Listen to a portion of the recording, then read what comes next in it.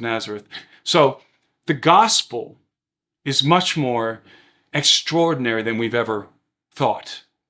We're redeemed so that we might be reconciled, so that we might be restored back into fellowship in the divine family, back into the family of God, restored to the genetic blueprint of Adam and all those abilities that are inherent in the human species but are deadened because of degeneration are going to return and be rectified. Our biology, our physiology is going to be rectified at the resurrection. So the resurrection is about transforming us, resetting us back to the blueprint of our original progenitor of Adam, our father.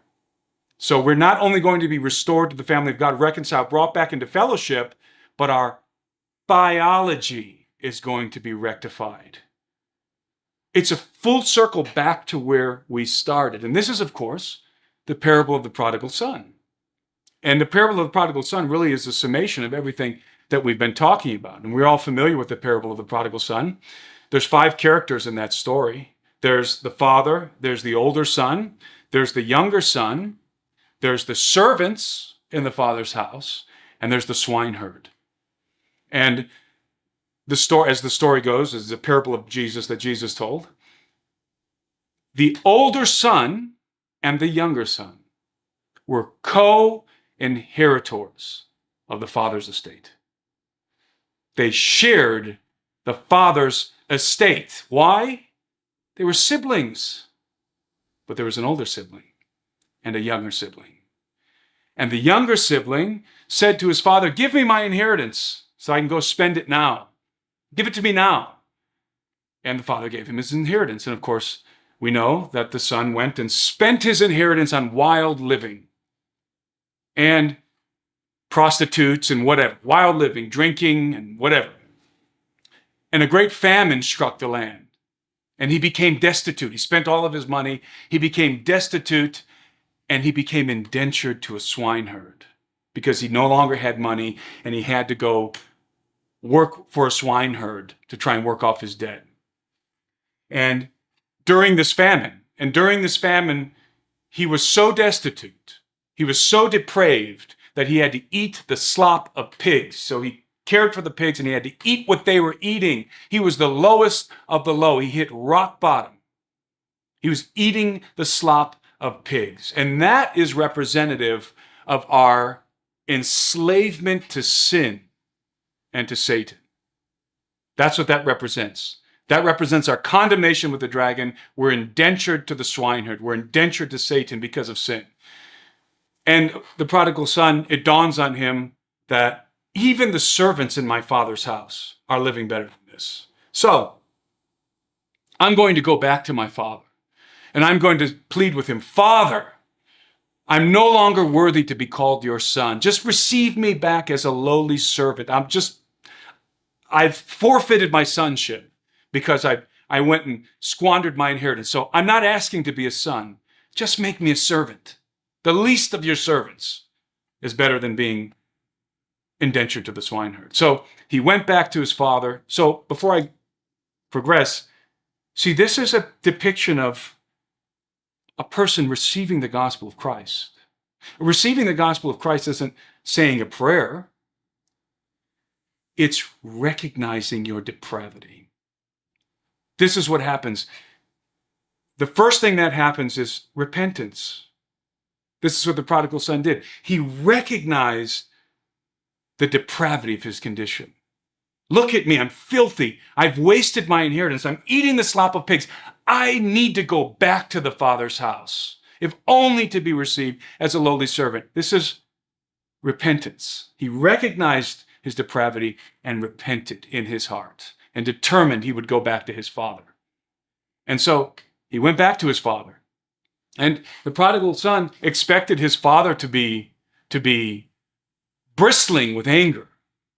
And instead, to his surprise, he found the father waiting for him at the door. The father was waiting for him to return, looking out over the landscape, eagerly waiting for his son to return. And when he saw him, he ran out to meet him.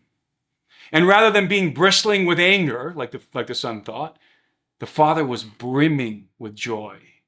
And he fell on his son and embraced him and kissed his neck and said to his servants, quick, quick, bring new clothes, bring new sandals. So they brought him new clothes and put new clothes on him, and they shod his feet with sandals. The new clothes that are placed on the son, remember this is a parable of Jesus, the new clothes that he's draped with is representative of the resurrection and the righteousness of Christ. The sandals that are brought to shod his feet are representative of sonship. Because in the ancient world during the Roman times, when Jesus was saying this, was telling the people this parable, it was the Roman Empire. It was a mark of a slave, in many cases, was that they did not wear shoes. They went barefoot. And so by the father saying, bring sandals to put on his feet, that's a signal that he's being received, not as a servant, but as a son. And then the final symbol of sonship was a ring was put on his finger. That's the seal of the Father's house. He's being brought back into fellowship with the Father in his house, not as a servant, but as a son, even though he had squandered his inheritance. And so the Father brings him in and he tells his servants, let's have a feast, let's celebrate, kill the fattened calf. And so they began to celebrate. And the older son, who was out in the fields, heard all this commotion coming from the house, and he called a servant and he said, hey, what's going on? And the servant told him, your son has returned. And he told him, your brother has returned. Let me say that again. And he told him, your younger brother has returned, and your father has thrown him a feast. And the older son is incensed. Remember, they were co-inheritors of the father's estate.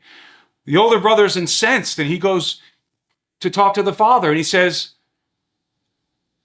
I have been loyal to you. I've been with you this whole time. I never left. I never squandered my inheritance. And yet you've never thrown me a feast. You've never even allowed us to kill a goat and celebrate with my friends. Why are you doing this for my younger brother who squandered his inheritance and basically slapped you in the face? And the father's reply is the heart of the gospel. He says, because this brother of yours was lost and is found. He was dead and is alive again. And that is the heart of the gospel. Remember when Jesus says that the good shepherd leaves the 99 or whatever it is and to go and get the one. To go and get the prodigal son. What does he mean? Us. We are the prodigal son. We are the prodigal son. That's us, because that prodigal son is representative, is symbolic of Adam. Adam is the younger brother who squanders his inheritance, who becomes indentured to the swineherd. That's Adam. Who's his older brother? It's the other sons of God. His elder siblings, who did not squander their inheritance. Now, of course, we know that a faction of them were in a state of rebellion, and that's the swineherd, and Adam's lot was thrown in with them because of sin. He was condemned with them. But the older siblings in that story, with whom we share we're supposed to share a co-inheritance of the kingdom, that's the elder race. And so the gospel of Christ is perfectly portrayed in the parable of the prodigal son. Remember on the eve of his crucifixion when he's sitting with his disciples and Jesus says to them, in my Father's house are many rooms, and I'm going there to prepare a place for you. And if I go and prepare a place for you, I will also come back and get you so that you may be where I am. And one of the disciples said to him, we don't know where you're going.